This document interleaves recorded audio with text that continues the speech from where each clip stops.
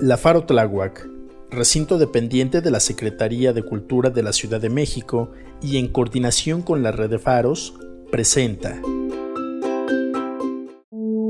Los comentarios vertidos son responsabilidad de sus autores y no reflejan los principios de la Faro Tláhuac. ¿Qué tal? ¿Cómo están? Yo soy Marta Delgado. Hoy desde Casa Cabina para el Mundo traemos un tema que espero lo disfruten. Comencemos.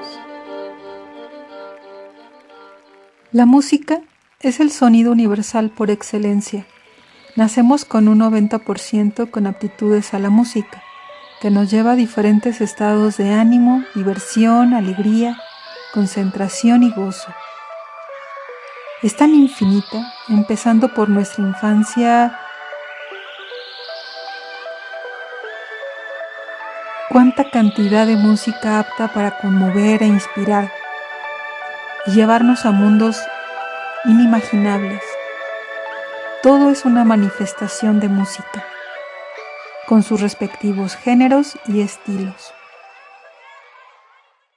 ¿Por qué se habla que la música es matemática pura?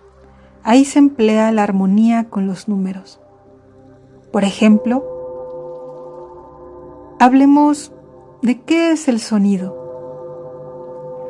Requerimos un elemento como un hilo o algo elástico que al estirarlo y soltarlo tiende a crear cuerpos elásticos que oscilan como un péndulo y genera una vibración y produce un sonido. La música entonces, sus elementos son melodía, armonía, ritmo, ruido. Con estos elementos producimos sonidos. Aquí algunos instrumentos como la guitarra, el arco, el violín, el contrabajo. Todos llevan cuerdas y tienen una caja de resonancia que ayuda a su registro y su tesitura. Veamos otros instrumentos, los del viento, flauta, saxofón y la trompeta. A través del aire por medio de soplar cerca de la embocadura, producimos las distintas entonaciones o alturas de los sonidos en esos instrumentos. ¿Y los instrumentos de percusión, cuáles serán? Están constituidos por placas de metal o de madera o membranas tensas que vibran y producen sonidos o ruidos al ser golpeados. Estos son los platillos, la marimba y los tambores.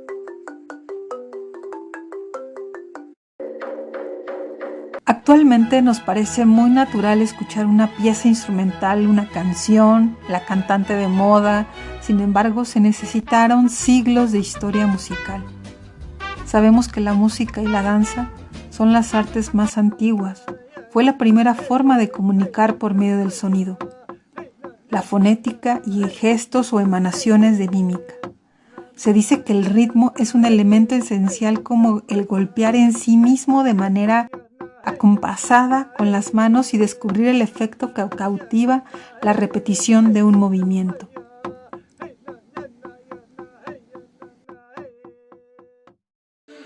La danza, por ejemplo, son movimientos repetidos, donde quien lo practica le impulsa a sentir estados elevados de conciencia, junto con el canto. Y la danza se aplicaban en epidemias, la buena caza o la enfermedad.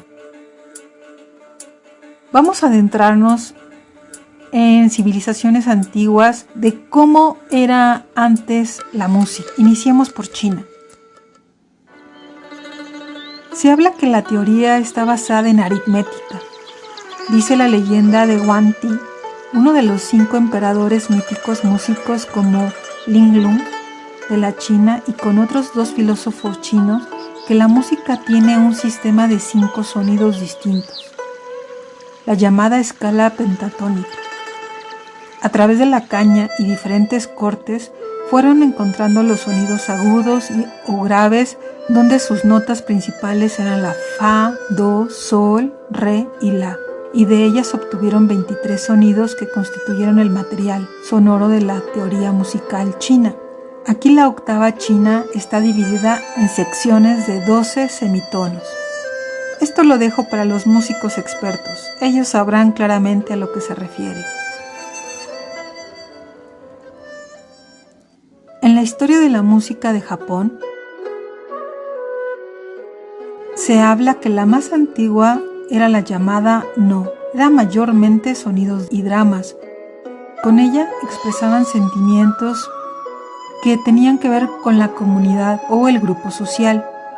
No era música personal, sino un sentimiento colectivo. Era respetar a la base inicial de su música y la pureza tradicional.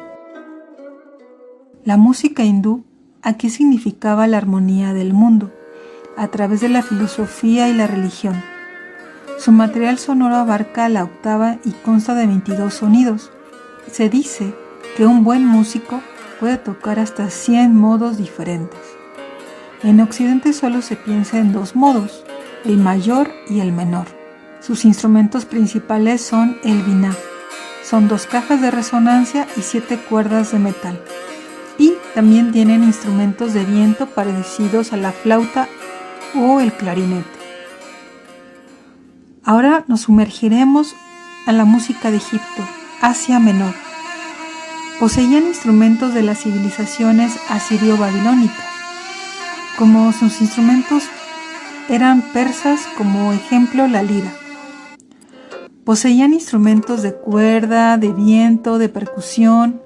La música estaba en fiestas religiosas y públicas, y ya había la separación entre la música culta y popular. Las Sagradas Escrituras se habla de que tiene muchos referentes musicales. Grecia representaba la suprema cultura de un mundo asiático. Se inicia hasta siglos más tarde como lo conocemos por Europa. Queda como manifiesto en la teoría de Ethos. Esto dice, es la capacidad de expresión de la vida espiritual como estado de ánimo constante. Entre todas las cosas percibidas por los pueblos, solo posee un ethos lo percibido por el oído. ¿Esto qué significará? Esto se aplica a la música relacionada por el timbre sonoro, ritmo y modo con el efecto que tiene el espíritu humano. Realmente avanzaron mucho en la música. Ya en el siglo XVI a.C. aparece un hombre llamado Pitágoras. ¿Quién es este hombre? Él, en base progresiva de aritmética, descubrió que al dividir o cortar una cuerda en 2 partes iguales tenía la octava del sonido inicial, y al cortarla a 2/3 de su longitud inicial producía la quinta del sonido, y así producir las notas musicales que conocemos: do, re, mi, fa, sol, la, si, do. Los instrumentos griegos fueron las líricas. Se cantaba y solo hacían acompañar por instrumentos que sostuvieran la voz o para proporcionarle ritmo. Estos instrumentos podían ser de percusión, como el crótalo y las castañuelas, de cuerda la lira y la cítara, y de viento como la siringa, como la flauta de pan y el aulos, instrumento muy parecido al clarinete. También había una escritura musical, el cual utilizaban letras de alfabeto y otros signos auxiliares para determinar la posición del sonido. 2 sistemas de escritura eran música vocal y música instrumental. El ritmo del verso determinaba el ritmo de la música y su música era cotidiana, acompañaba las celebraciones y se convertía en patrimonio general y se empezaba a vislumbrar con ella toda la fuerza de un arte independiente. Los romanos, por el contrario, al igual que los griegos, utilizaron letras de su alfabeto para representar los sonidos, y aunque cambiaron el sentido espiritual de la música, conservaron la teoría musical griega. Se habla que mucho del origen de la música que hoy conocemos proviene de Asia.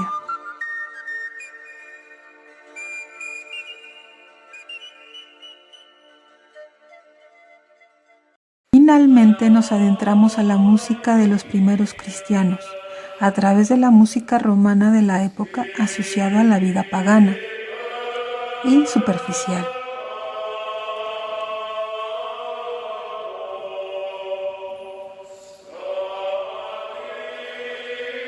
La mayoría de los romanos y la música fue desarrollándose en salmos, himnos, melodías, en cantos a través de coros, y durante los años 323 y 397 después de Cristo influyó esta música a partir de Constantino.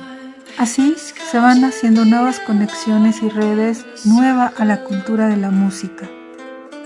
Desde los grupos gregorianos, el género de bardos, distintos grupos clérigos que se fueron haciendo con el paso del tiempo con el nombre de los juglares, los cuales ya eran recibidos en la corte, lo que le dio origen a los trovadores, y así podríamos seguir desdoblando toda una red de estudio de la música.